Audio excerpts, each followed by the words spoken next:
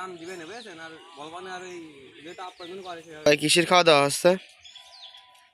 খাওয়া দাওয়া বলতে আমরা ভাই সবাই ওদের একটা আপ্যায়ন হয়ে গেছে কর্মজীবী মানুষ, আমরা পান ভাঙার কাজে আইছি। এই যে এখানে সবাই খাওয়া দাওয়া করছি। আমাদের আজকে সকালের খাবার খিচুড়ি আর ডিম ভাজি।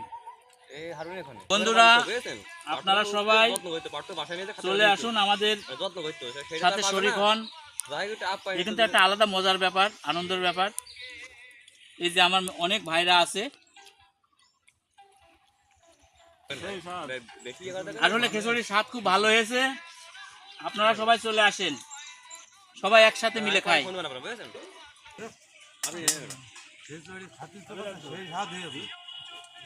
দাদু খিচুড়ি কেমন হয়েছে? সেই স্বাদ হয়েছে, সেই স্বাদ।